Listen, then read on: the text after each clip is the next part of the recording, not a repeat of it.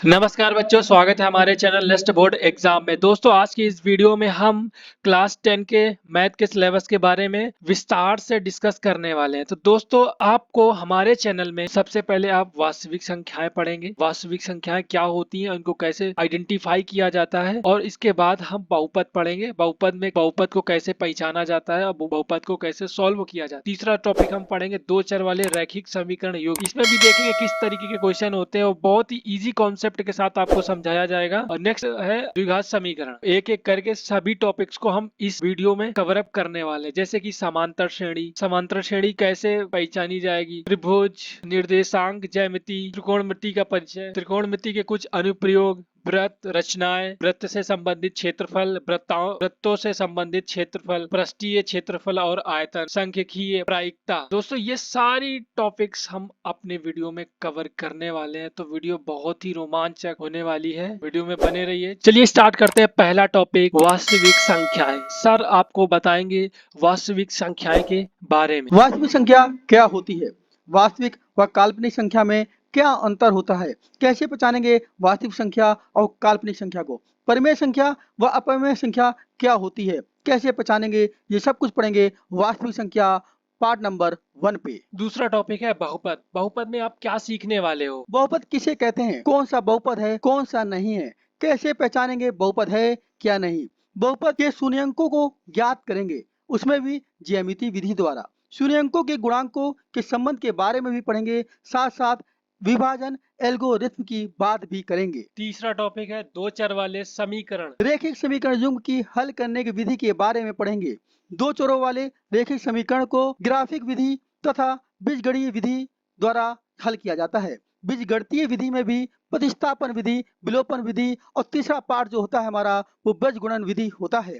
साथ ही साथ हमको ये भी देखना है कि इन समीकरण को हम लोग कैसे हल्के से या आराम से या सरल से हल कर सकेंगे। चौथा टॉपिक है द्विघात समीकरण। द्विघात समीकरण नाम पे ही लिखा है, द्वि प्लस घात, ऐसा बहुपद जिसकी घात 2 हो। द्विघात समीकरण में दिया गया समीकरण द्विघात समीकरण है क्या नहीं, इसकी जानकारी दी जाएगी। गुणनखंडों द्वारा तथा पूर्ण वर्ग बनाकर द्विघात समीकरण को हल करना सीखेंगे और द्विघात के अंत में मूलों का नेचर के बारे में जानेंगे। आखिर मूल कैसे हैं, वास्तविक हैं, बराबर हैं या काल्पनिक है। नेक्स्ट टॉपिक में और भी मजा आने वाला है क्योंकि नेक्स्ट टॉपिक इससे भी बेहतरीन है। पांचवा टॉपिक है समांतर श्रेणी। दोस्तों, इसमें कैसे पहचानेंगे कौन सी श्रेणी समांतर श्रेणी है या कोई दूसरी श्रेणी है। समांतर श्रेणी क्या होती है, जैसे 2, 4, 6, 8, 10 यह समांतर श्रेणी है कि नहीं, कैसे पहचानेंगे। यदि पदों के मध्य का अंतर समान हो तो उसे समांतर श्रेणी कहते हैं। समांतर श्रेणी में हम जानेंगे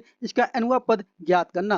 tn का फॉर्मूला होता है a plus n-1 into D, इसके बारे में भी जानकारी दी जाएगी और साथ साथ आपको समांतर श्रेणी में पदों का योग भी सिखाया जाएगा। नेक्स्ट टॉपिक आपके सामने आने वाला है। नेक्स्ट टॉपिक है त्रिभुज। त्रिभुज में त्रिभुज समरूप है तो इसकी शर्तें क्या होती हैं, समरूप त्रिभुज का क्षेत्रफल कैसे ज्ञात करते हैं, पाइथागोरस प्रमेय के बारे में भी सिखाया जाएगा।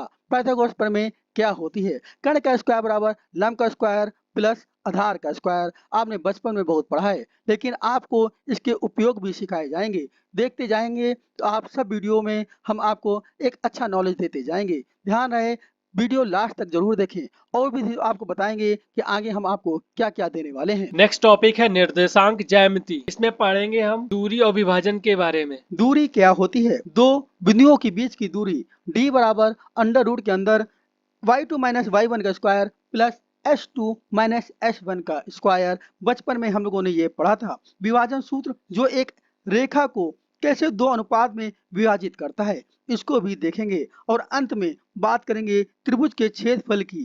त्रिभुज के क्षेत्रफल में एक फॉर्मूला होता है 23, 31, 12। ये फॉर्मूला कैसे याद करेंगे और कैसे लगाया जाएगा, इसके बारे में भी आपको पढ़ाया जाएगा। नेक्स्ट टॉपिक है त्रिकोणमिति का परिचय। इसमें दोस्तों ये बहुत ही इंटरेस्टिंग टॉपिक है कक्षा 10 के मैथ बुक में। त्रिकोणमिति में याद करेंगे त्रिकोणमिति फॉर्मूला विद ट्रिक के साथ।